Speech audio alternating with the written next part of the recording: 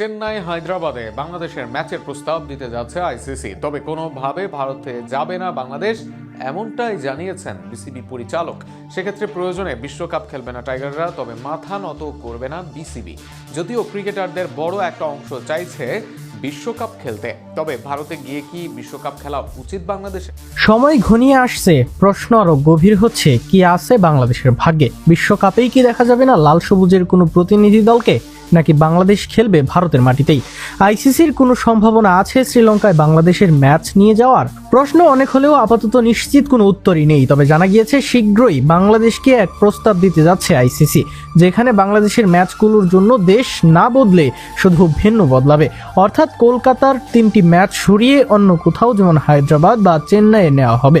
এই নিয়ে মিথুন আলী সহ সাবেক ক্রিকেটারদের একটি মহল চাচ্ছে যে কোনো মূল্যে বাংলাদেশ খেলুক বিশ্বকাপ। তবে বিসিবির ডিরেক্টর আসিফ আকবর জানালেন, তিনি বলেছেন বিসিবি তাদের অবস্থান পরিবর্তন করবে না, এটা লাউড অ্যান্ড বিউটিফুল।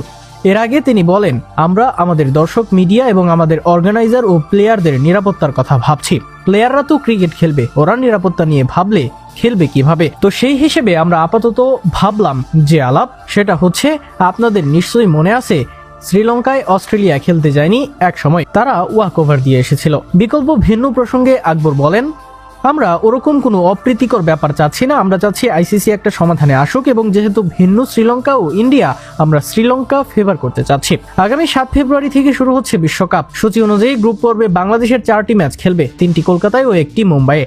তবে ভারতের ক্রিকেট বোর্ড বিসিসিআই উগ্রপন্থীদের হুমকির মুখে আইপিএল থেকে বাংলাদেশের পেসার মুস্তাফিজুর রহমানকে বাদ দেওয়ার পর নিরাপত্তা শঙ্কায় বাংলাদেশ ভারতে খেলতে যেতে অস্বীকৃতি জানায়। আইসিসি নিরাপত্তার বিষয়ে উদ্বেগের জায়গাগুলো জানতে চেয়েছিল, বিসিবি সেগুলো জানিয়েছে। বাংলাদেশের অংশগ্রহণ নিয়ে বিসিবি ও আইসিসির মধ্যে টানা আলোচনার মধ্যে দ্বিতীয়বার চিঠি দেওয়া হয়েছে। বিশ্ব ক্রিকেটের নিয়ন্ত্রক সংস্থা আইসিসি এখন পর্যন্ত এ বিষয়ে নীরব ভূমিকা পালন করেছে। এদিকে পিটিআই এর প্রতিবেদনে দাবি করা হয়েছে, বিসিবির একটি অংশ উপদেষ্টা আসিফ নজরুলের ভারতে দল না পাঠানোর অবস্থানকে সমর্থন করলেও আরেকটি অংশ আইসিসি ও ভারতীয় কর্তৃপক্ষের সঙ্গে আলোচনার পথ খোলা রাখার পক্ষে। এর আগে বিসিবির দেয়া প্রথম চিঠির জবাবে বুধবার আইসিসি বলেছে, টুর্নামেন্টের 1 মাস আগে ভেন্যু বদল করা কঠিন, পাশাপাশি নিরাপত্তা নিয়ে বাংলাদেশকে আশ্বস্ত করেছে আইসিসি।